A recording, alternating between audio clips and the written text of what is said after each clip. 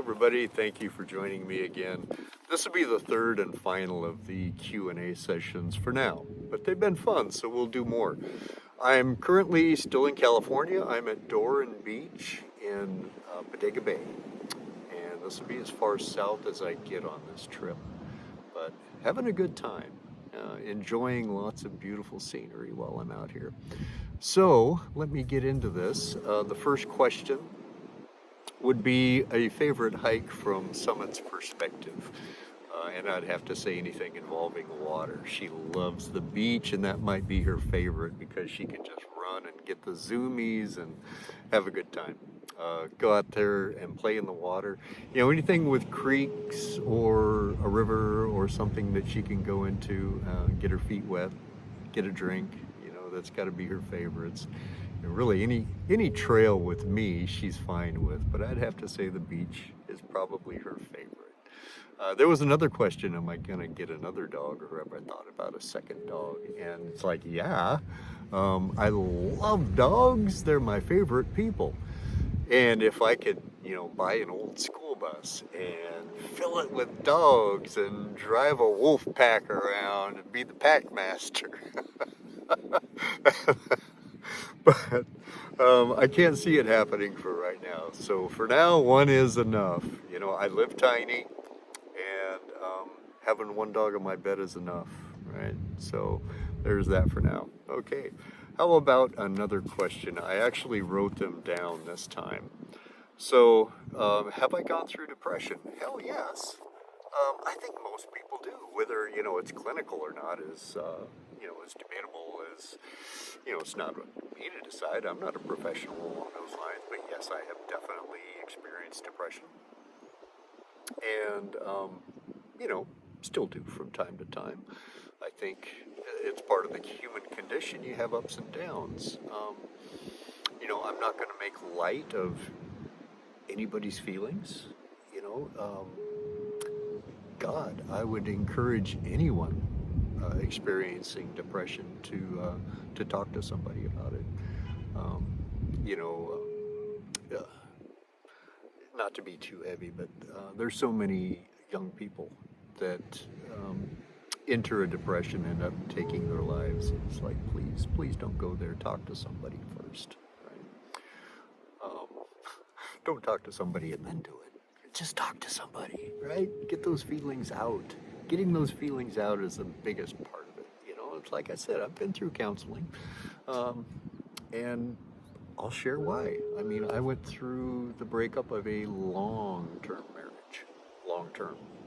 And, you know, I just, I had a lot of conflicted feelings, and I was dealing with them. And so I saw a counselor about it, and I encourage anyone to see a counselor about it. Okay, there you go. Moving along. Have I visited Europe or Peru or Mexico or anything? It's like, where have I been? Where have I gone hiking? You know, the Pacific Northwest is the majority of my hiking experience. This is where I live, and so this is where I hike. I have done a very small amount in BC on like Vancouver Island, just a very small amount. I did some in Utah and Colorado, but I haven't done any long trails. You know, it's just, you know, several miles here or there to see this or that, you know. Haven't done any hiking in Mexico, but I have visited Mexico, you know, beyond the border. I went down to Mulegé on the Baja Peninsula once. That was back in like 95 or something. Took a week and bookend 2-week weekend, so I had 9 days. And God, I mean, it took me 3 days to drive there, 3 days to drive back, 3 days on the beach, and of course I got sick. Don't drink the water, right?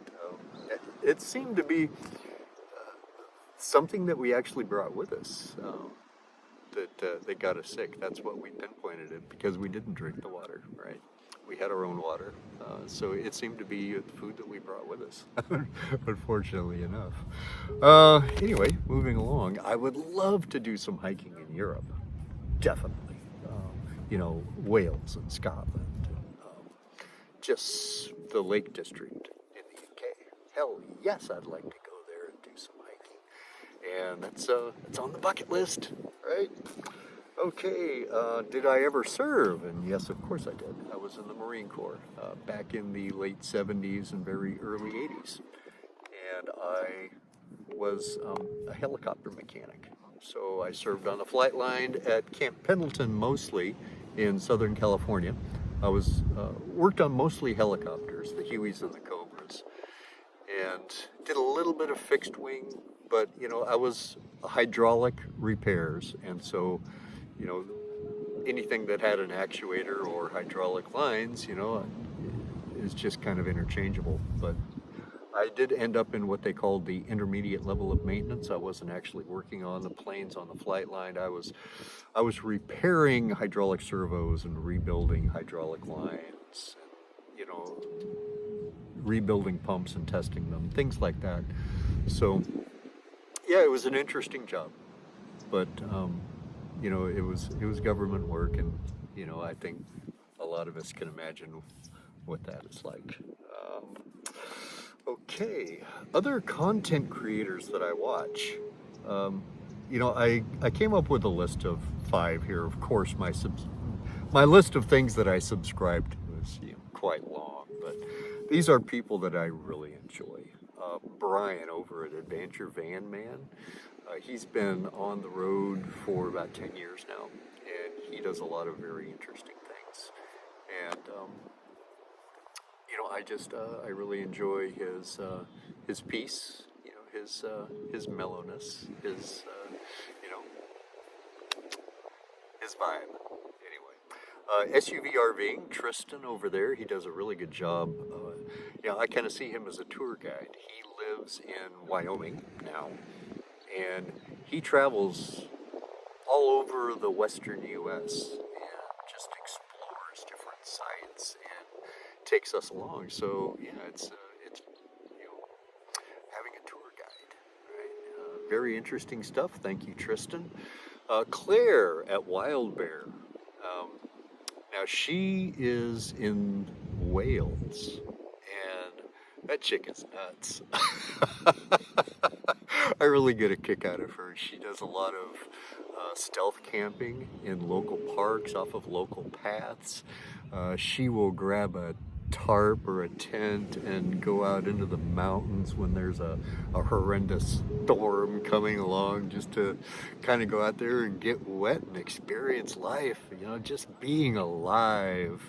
This is this chick's thing, and thank you, Claire. You do a wonderful job, and you're very entertaining. All right, Outdoor Eats. Chef Corzo, Steve, somebody that I actually met once. He is, his mission is to elevate your outdoor meals. Okay, so he is a trained chef and an avid hiker and backpacker. And so he combines the two. And, he doesn't have a huge YouTube subscriber base, but that's not the only thing he does. He's done episodes for Outdoor TV, and he's got quite a few sponsors. He travels all over the U.S. Doing like overlanding expos. He'll do cooking expositions and things like that. But highly encourage you to go over and check out Steve at Outdoor Eats. He's very entertaining as well. Right. Last one I'll throw out there is Connie Raitt. Yes. And for her content, the simplicity of lifestyle, minimalism, and just there's an ASMR vibe. She's very mellow, and she and her husband have actually given up everything, and she lives out of a suitcase now and just travels. And boy, that's admirable. Very admirable. So, okay, there's a list of people that I enjoy. Have you ever seen a bear or Bigfoot? I can't say that I've ever seen Bigfoot. I have seen bears. Hiking the trails, you will occasionally see a bear in the distance or down a slope or something. One time it was not long after I got Summit. I was taking her for a hike. She was on leash, but it was in a wilderness area. And suddenly a black bear came crashing down through the shrubs on the upside of the slope, bounded across the path, and disappeared into the shrubs on the downside. Just right in front of me. It's like, holy cow! But that was a cool experience. You know, it did not frighten me in the least. It's just like it exhilarated me. It's like, wow, that was so cool. Anyway, the black bears in my neck of the woods are very timid creatures. They don't want anything to do with people. You know, having a black bear attack a human, you know, Google it. You know, Pacific Northwest, how often does a black bear attack somebody? And there's been like 5 attacks in the last 100 years. You know, it's hardly anything. So those bears don't want anything to do with you. They just want to be left alone to eat berries and grubs and, you know, scratch their butts on trees. You know, it's just leave them alone, they'll leave you alone. More often than not, they'll hear you coming and they'll just, you know, disappear. So, you know, I'm not worried about them at all. But I think, you know, as far as Bigfoot goes, I grew up with the legend of Bigfoot. You know, I'm from the Pacific Northwest, so I don't believe or disbelieve anything. You know, part of me thinks that yes, Bigfoot does exist, and he has a ranch where he breeds and raises unicorns. You know, who am I to say? You know, it's like there's more things in heaven and earth than we can comprehend. I'm open to the mystery. You know what I mean? Just because we can't see it doesn't mean it doesn't exist. Scariest moment? Yeah, scariest moment. You know, I probably scare myself more than anything. You know, I have not encountered anything out there on the trail that would remotely, you know, give me cause to be afraid for my life. But, you know, I do worry sometimes about, say, mountain lions or something, and more for my dog than me, frankly. It's like, you know, because when she's off leash and wandering the trail up ahead of me, you know, she could look a lot like lunch to a big cat. So, you know, I worry about that sometimes. And I do keep her on leash more often than I used to, just because, you know, I worry about it more than I used to, I guess. You know, becoming aware. Just be aware, right? And, you know, the big cats are more active at dawn and dusk. So hiking during the middle of the day is when they're resting. Cats are more nocturnal as far as hunting goes. What advice would you give a teen going through a breakup? You know, that's a tough one. You want advice from a boring old guy about, you know, teen romance that has gone wrong? You know, I had my share when I was a teen. And without trying to sound too flippant about it, it's you're going to get over it. And as more of a grand philosophy, you know, the human condition to love is to lose. And, you know, it's something that everybody goes through. And I don't care, you know, you could be 12 years old and find the love of your life and stay together for the next 80 years. Somebody's going to go first. And, you know, you're going to experience loss. And another love will come. This is my advice to the teenager now, not to the 90-year-old. So, another love will come. All right. And that's going to take me to my last thing for this video is the best life advice. And it's advice that I have given in other formats. I've done a couple of podcasts, and I've mentioned this too. But, you know, it's the advice that I'm going to share with everybody.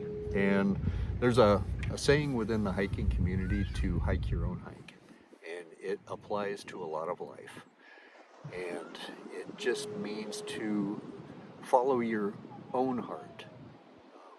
There's going to be a lot of people out there that tell you that you need to go this way, you need to go that way, you're going too fast, you're going too slow, you've got the wrong gear, you need this other gear, you know. And it's like, follow your own heart, listen to your own gut, and follow your own bliss. this. Your path is not necessarily somebody else's path, and theirs is not yours. Occasionally, you meet people that are going the same direction, and those are the people that you end up spending your time with. But, you know, if you find yourselves on different paths, you know, go with God, you know, and let that person go. Find something that you're passionate about. It doesn't matter what that is, it's your passion. You know, I think a lot about pressures that a lot of you younger folks are going through. You know, I get a lot of comments about how you're going through exams or you're having a hard time at school, and you enjoy my videos because it helps you to decompress, and I appreciate that. You know, I love you too. You know, but Mom and Dad want you to be the doctor. They want you to be the lawyer. You know, maybe you don't want to be a lawyer. You know, you wanna hike in the woods like Granddad. You know, another part of the human condition is compromise, right? I chose career paths that suited me at the time, and then I moved along. And you know, life is big. You can do that. So anyway, I'm going to let that go. I've been yakking and yakking and yakking for almost 17 minutes now, so I'm going to sign off. It's been wonderful to do these little Q&A sessions. Like I say, I will do them again in the future. And for now, I'm just going to say, be blessed and take a hike. Bye-bye.